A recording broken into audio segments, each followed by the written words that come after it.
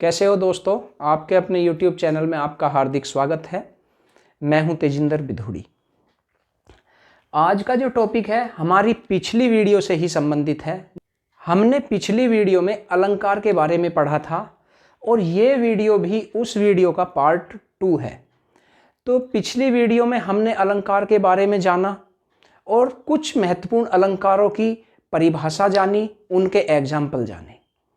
आज जो बचे हुए अलंकार हैं हम इस वीडियो में बात करेंगे। तो चलिए स्टार्ट करते हैं।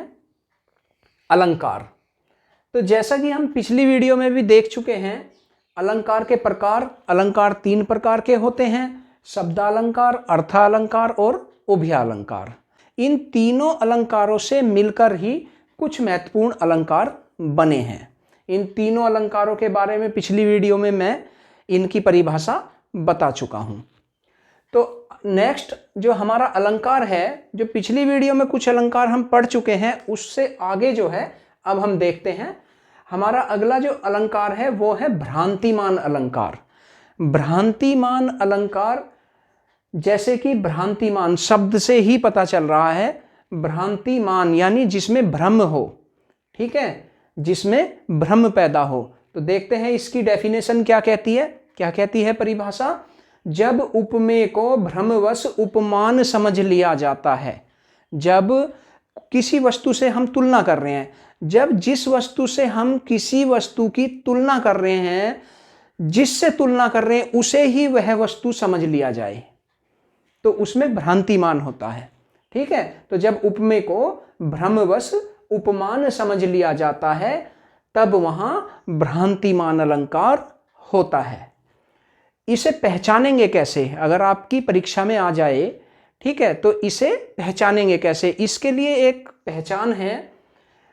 इसमें क्या है? समझकर, समझी, जानकर, जानी आदि शब्द आते हैं। तो इन शब्दों का प्रयोग किया जाता है और इन शब्दों में से कोई शब्द अगर प्रयोग हो रहा है और उसमें भ्रम पैदा हो रहा है किसी वस्तु को लेकर, तो समझ लेना भ्रांतिमान अलंकार है। इसका उदाहरण देखते हैं भ्रांतिमान अलंकार का।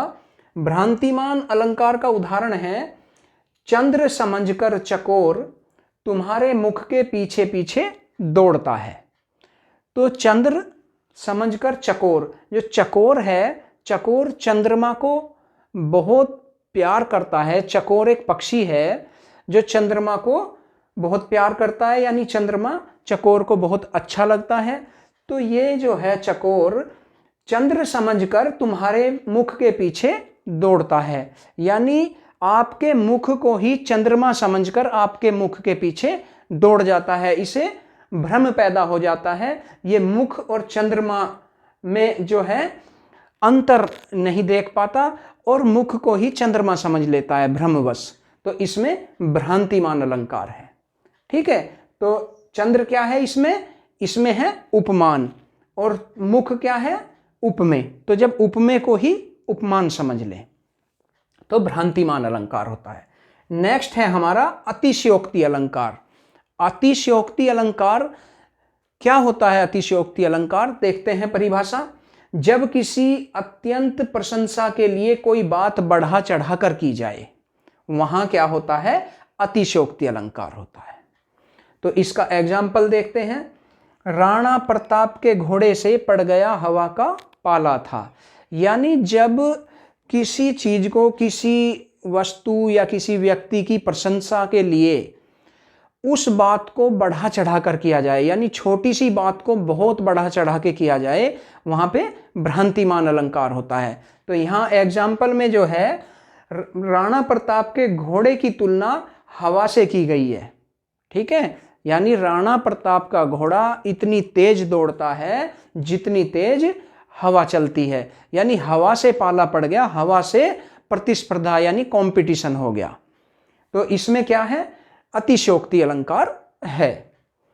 तो ये हो गए अलंकार। बाकी के अलंकार पिछली वीडियो में आप अच्छे से पढ़ चुके हैं। ये बचे हुए अलंकार मैंने ये क्लियर कर दिए हैं। अब जो है अलंकारों से संबंधित ये छोटी सी एक कविता के रूप में है। इसे आप ध्यान से देखना और इसी में ही सारे अलंकार आपके क्लियर हो जाएंगे, ठीक है, और अच्छे से आपको समझ भी आ जाएंगे, याद भी हो जाएंगे।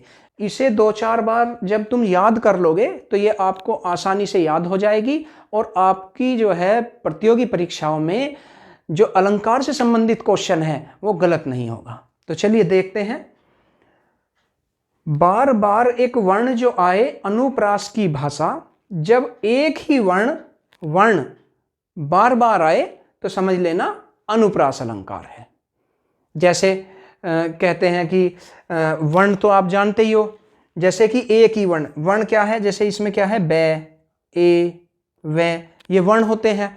तो जब एक ही वर्ण को बार बार यूज किया जाए, पिछली वीडियो में मैंने परिभाषा बताई है, आप देखोगे क्लियर हो जाएगा। तो बार बार एक वर्ण जो आए अनुप्रास की भाषा, एक वर्ण जब बार बार आता है तो उसमें अनुप्रास अलंकार होता है। और यमक में जोड़ा आकर अलग अर्थ दर्शाता, और यमक में एक जोड़ा आएगा, यानी एक शब्द 2 बार आएगा या 2 से अधिक बार भी आ सकता है, तो एक ही जैसा शब्द 2 बार प्रयोग किया जाए यानी जोड़ा, ठीक है। और यमक में जोड़ा आकर अलग अर्थ दर्शाता, जब 2 शब्द एक जैसे प्रदर्शित किए जाएं और उनके अर्थ अलग अलग हों तो वहां क्या होता है, यमक अलंकार होता है। तो यानी और यमक में जोड़ा आकर अलग अर्थ दर्शाता, एक जैसे शब्द 2 आए लेकिन उन शब्दों के जो हैं अलग अलग अर्थ होते हैं, तो समझ लेना वहां यमक अलंकार है। और श्लेष में एक शब्द के अर्थ अनेकों भाई, श्लेष अलंकार में क्या होता है, और श्लेष में एक शब्द के, शब्द तो एक ही है लेकिन उसमें अर्थ जो है कई अर्थ हैं, अनेकों अर्थ हैं, ठीक है, तो वहां श्लेष अलंकार होता है। अतिशयोक्ति में बढ़ा चढ़ाकर छोटी बात बताई, अतिशयोक्ति अलंकार में क्या है, बढ़ा चढ़ा के छोटी सी बात को भी बढ़ा चढ़ा के प्रदर्शित किया जाए, तो वहां क्या होता है, अतिशयोक्ति अलंकार होता है।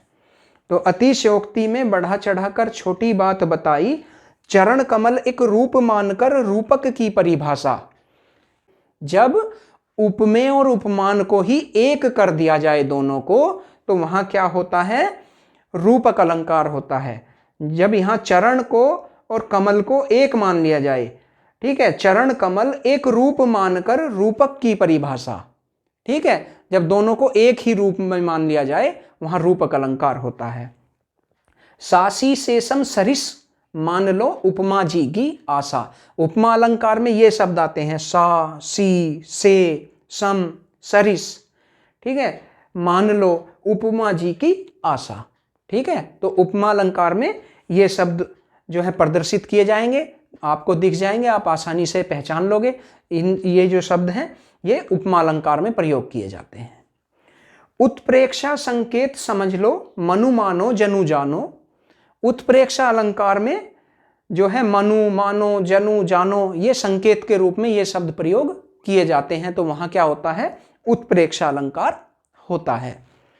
2 चीजों में भ्रम पैदा हो भ्रांतिमान पहचानो, जब 2 चीजों में भ्रम पैदा हो जाए, आप जो है 2 चीजें हैं और आप पहचान नहीं पा रहे कौन सी चीज कौन सी है, तो 2 चीजों में जब भ्रम पैदा हो जाए तो वहां क्या होता है, वहां क्या होता है, भ्रांतिमान अलंकार होता है। जैसे कि हम यहां देख चुके हैं, भ्रमवश जो है उपमेय को ही उपमान समझ लिया जाता है, तो 2 चीजों में भ्रांतिमान जो है होता है, तो 2 चीजों में जब भ्रम पैदा हो भ्रांतिमान पहचानो, ठीक है।